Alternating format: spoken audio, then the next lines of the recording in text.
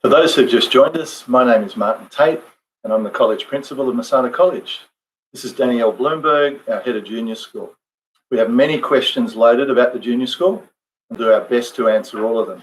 If we don't get to all of them today, we'll keep our live chat open and answer offline.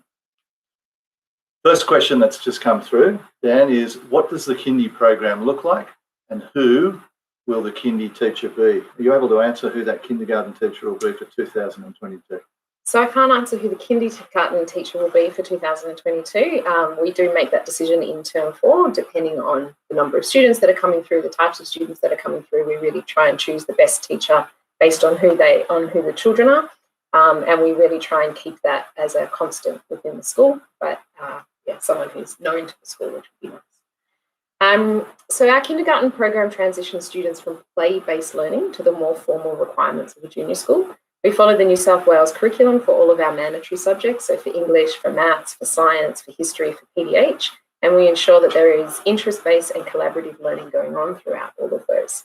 We pride ourselves on our point of need teaching in English and maths, and what this means is that our classes are broken into smaller groups. Each group has a qualified teacher, enabling the students to be assessed and taken from their individual level to where they need to be for the next step.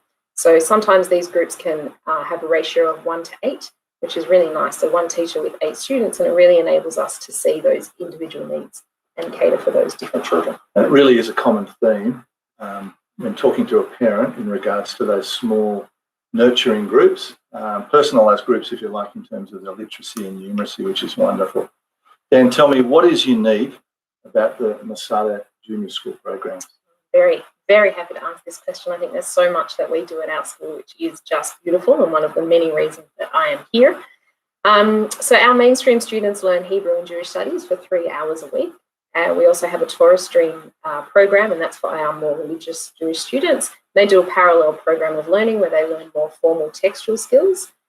Their day is a little bit longer than our mainstream students. So a Torah stream students start at 7:45 in the morning and finish at 3:30, where our mainstream students will start at 8:30 in the morning and finish at 3:30. We explicitly teach students the skills needed to be leaders in their own lives. So we use programs such as Leader in Me, You Are Strong, and Cultures of Thinking. When through those programs, students learn the difference between friendship fires and mean on purpose and how to respond in both situations. Really helpful for them to be able to stand up for their beliefs and for their needs, both at home and at school. And it's a really valuable program that we have. And all of these programs and everything that we do is underpinned by our school's Jewish values, and that's infused in all that we do. We are really good at building relationships with our parents, our students, and our staff, and really having that beautiful community feel amongst our school. Relationships, it's all about a school, isn't it? School environment. A question from Aviva is, what does the sports program look like for the junior school? Yeah, sure. So we're really fortunate to have our sports program run by a professional sporting company called Sports Kickstart. Students participate in PE lessons for an hour a week where they learn gross motor skills and skills for team sports. And then on Friday, all children are involved in sport from kindergarten to year 6. Our kindergarten to year 2 students participate in sport at school, whilst our years 3 to 6 students participate in a PWSA competition within our local schools.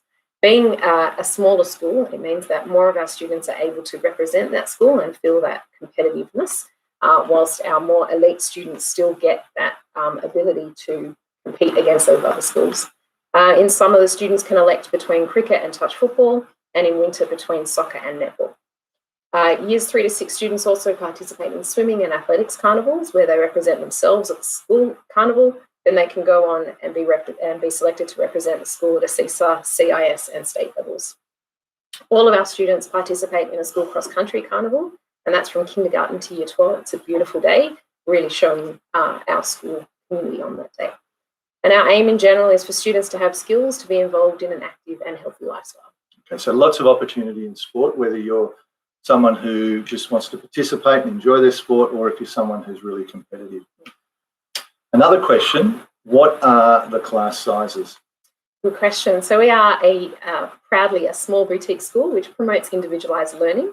Our numbers in kindergarten are capped to 22. In stage 1, which is years 1 and 2, we're capped at 24 students. And then in years 3 and 4, we're capped at 26 students, and stage 3 for years 5 and 6 at 28 per class.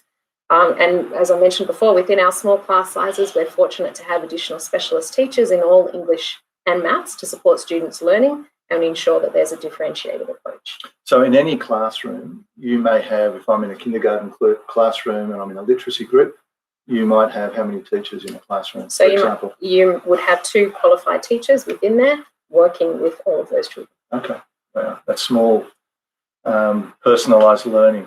A question from Julie: how will I know when my child is ready for kindergarten? Another excellent question. So I personally battled with this one myself. Both of my girls were born in February, and there's always, pros and cons of when to send your child. If you are wondering about this, I would invite you to come to our kindergarten readiness webinar that we're having on the 3rd of May. We'll be hearing from an external speech therapist as well to get her insight into what should be considered. From my perspective, there are many things to consider. I would look at emotional readiness. How are they able to regulate their own emotions? I'd look at academic readiness. How are they able to learn? And that does not mean they need to come to school reading or knowing their maths, but certainly that they have those skills ready to be academic. Their developmental maturation is another thing to look at, and then their learned behaviour and their knowledge. So can they sit at a table, not for a whole day, but can they sit for an extended period of time, maybe 20 minutes, and do something that someone else has told them to do? If you're concerned about this, I would discuss it with your early childhood educator who knows your child. And then any children that come here, I, as head of primary, meet with all of them for an interview. Well, that wraps up our junior school Q&A. We'll continue to answer your questions online. Please now stay online to watch our senior school video. And again, thanks very much, Dan, for taking all these questions in regards to the junior school and also Masada Cottage earlier. My pleasure.